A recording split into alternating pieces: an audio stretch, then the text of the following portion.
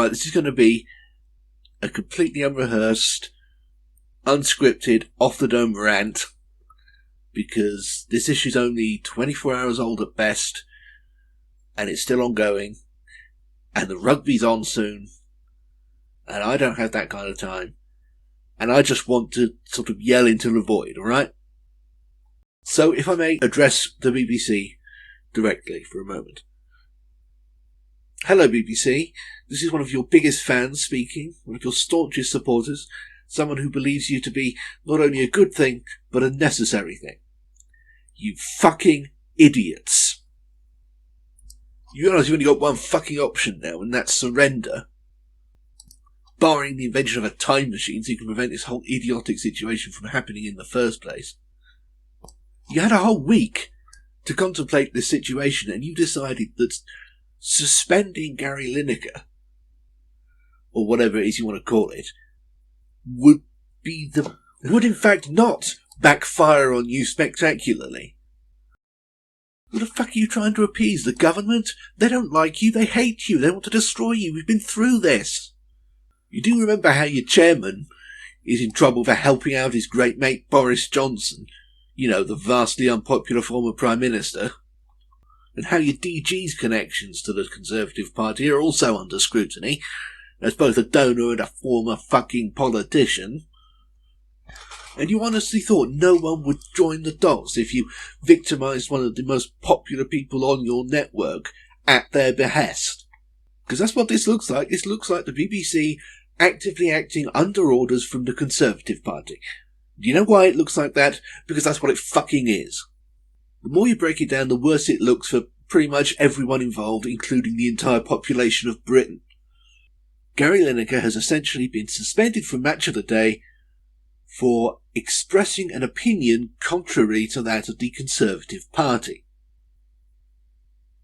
And that opinion is that concentration camps are bad. And let's just put that bit aside. This horrible Australian-style concentration camp policy. Let's just put that aside for now. Tim Davie keeps going on about impartiality and how he's at the centre of his strategy for the BBC, as if he has one. Taking somebody off air because they express an opinion contrary to that of the Conservative Party, whether they're in government or not, is not impartiality.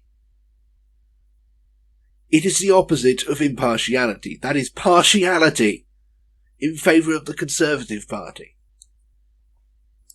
And yes, I would be just as annoyed if they were doing this on behalf of a Labour government, with the caveat that I can't imagine any policy coming from the Labour government, with the caveat that I can't imagine any policy stemming from a Labour government that could be reasonably compared to those of the 1930s National Socialist German Workers' Party.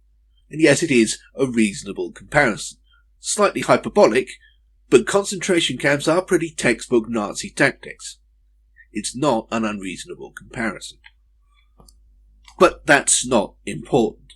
What's important here is this twisting of BBC impartiality to mean not questioning the government.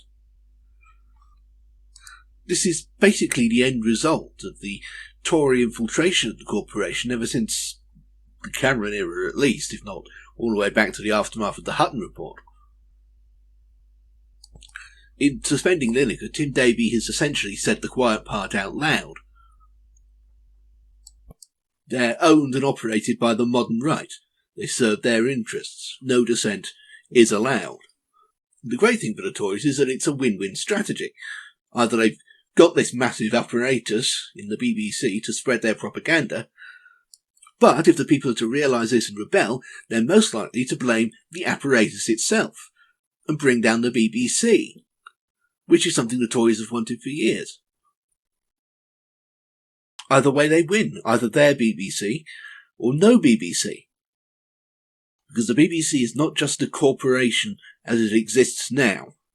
It's an idea, and it's the idea that the Tories want to destroy. And they're doing that as we speak by poison. They've poisoned the idea into a twisted state broadcaster. And it's not a state broadcaster. The BBC is not a state broadcaster. It has never been a state broadcaster. It is a national broadcaster. A state broadcaster is run by and serves the government. National broadcaster is run by and serves the people. It is ours.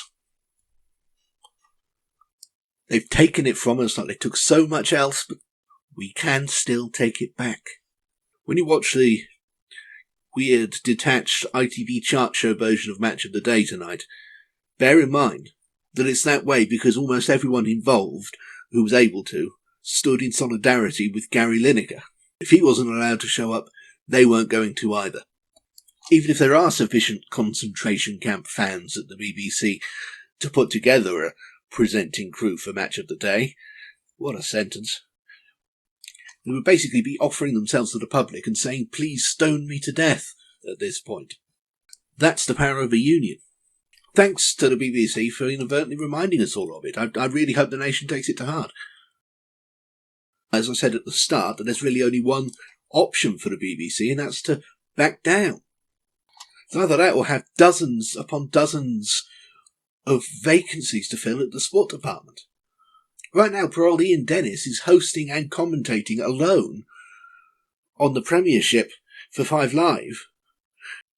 And he opened by essentially saying it was out of a sense of duty and obliquely implying a certain reluctance on his part.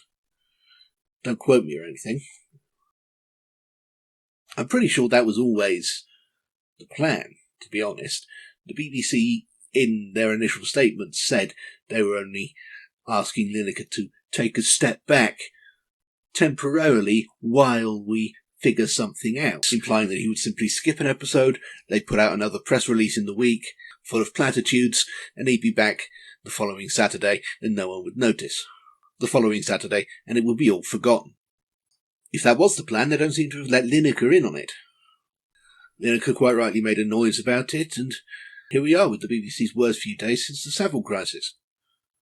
And it's all their own fault. They've just given Lineker a symbolic slap on the wrist.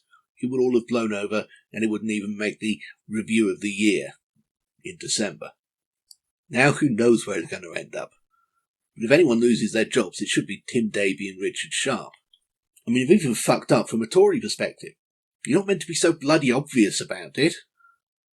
Still, like I said, the Tories are happy as long as it's the BBC that takes the blows and not them.